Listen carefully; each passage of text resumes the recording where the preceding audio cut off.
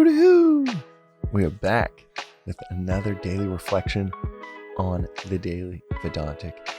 And if you clicked on this video, good news for you, I'm wearing my multicolored jacket that I wear every once in a while. There are a lot of colors on this thing. You can get lost in the colors on this thing, so feel free to project on a big screen. And for those listening that aren't tuning in on YouTube, good news for you, I got a little bit of a cold, and I'll be honest, it makes my voice sound real deep, real sultry.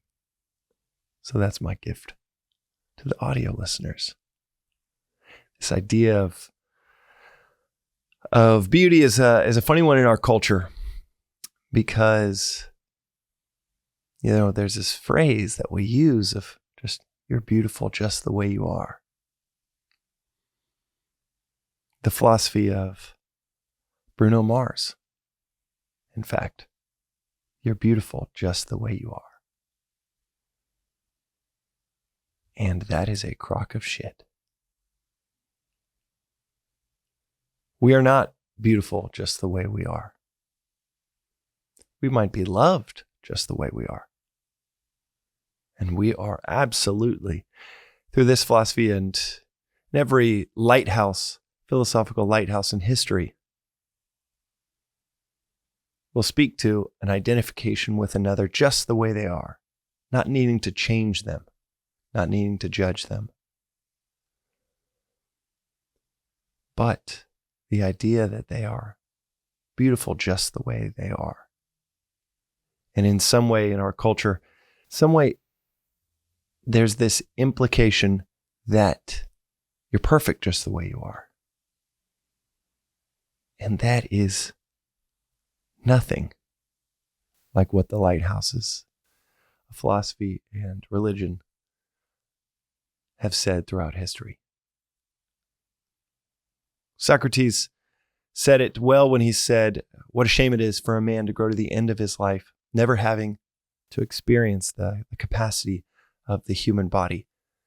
I'd go further, and Vedanta would go further to say that what a shame it would be to get to the end of our lives never having seen the capacity of ourselves, the capability within ourselves, what we are capable of. And our culture is constantly feeding us these saccharine, high-calorie messages with no nutritious value that you're good just the way you are. If you believe it, well, that responsibility is on you of never experiencing what you are capable of. You can be loved the way you are. You can love others the way they are. That is love. Adding conditions to it is attachment, not love. But when it comes to your development, the idea that you are perfect just the way you are is antithetical to this philosophy. From the absolute sense, this philosophy presents us with phenomenal news, great news, the best news you could ever hear, and that is who you are truly, deep down, is the divine,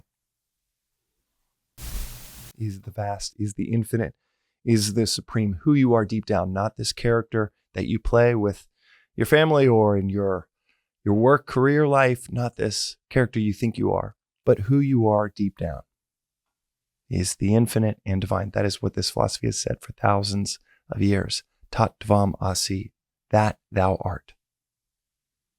It is the most radical and, in terms of continuous study, the longest running philosophical concept we've come up with as humans. That thou art. You could use the word God, but that has so much baggage, so much anthropological personification. You're not some supreme male character 10,000 feet up in the sky with a long gray beard. That is not the concept of God within Vedanta, within the East. But that supreme, the infinite, omnipotent, omniscient, omnipresent, the all-pervading reality that thou art, is what we're told with this philosophy. The bad news is you've forgotten that you're that. We all have, speaker included. We have all forgotten our natural state. That is the bad news.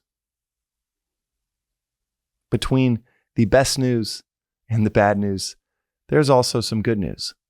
Each incremental step we take towards our natural state, towards that supreme, each time we pitch up a higher ideal than just self-service, than some selfish desire, selfish motivation. I'm going to do this because I'm going to get that. When we pitch up a higher ideal, I'm going to do this so that you can get that. I'm going to do this so that they can get this, so that we can get that. When we pitch up a higher ideal, unselfish desire, desiring something beyond your own personal motives, desiring something for your community, desiring something going further, as we've chatted in previous episodes, the ever-increasing ring of identification, your family, your neighborhood. Then can you identify with your state, your region, your country? Can you go further and identify with all human beings? Go even further and identify with all living beings. This increasing ring of identification, that is pitching up to a higher and higher and higher ideal. Opening the door, saying after you. And doing that when you open a door, doing that when you create a company, doing that when you give birth to children, after you. That is that higher ideal, even in this relative plane. Without fully remembering who we are, by just pitching up to a higher ideal, the good news is that life becomes simpler, radically simpler. We become stronger. We actually become beautiful. And the world around us becomes more beautiful. Outer beauty is fleeting. We all know that. It's not beauty that persists, that grows, but inner beauty can persist and grow. Its strength, its peace, its understanding. And one of the most critical aspects of cultivating that beauty is seeing the work that we still need to do. The work that is still left for us to do to develop ourselves. And one of the cultural messages that destroys our ability to see that is this egocentric, narcissistic idea that we're beautiful just the way we are. If you leave it as lyrics on the radio that are meant to be playful, conveying that you are loved the way you are, that's fine. That checks all the philosophical boxes.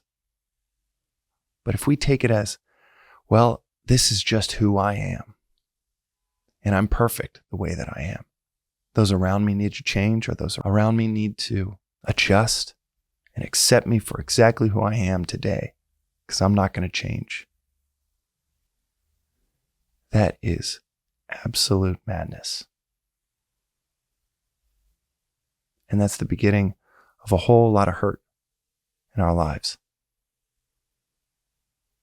So I'll end this with Socrates' idea. And you can apply this with every aspect of our inner work. What a shame it is for man to reach the end of his life, never having seen what he's capable of. That is today's reflection on the Daily Vedantic. We'll see you tomorrow.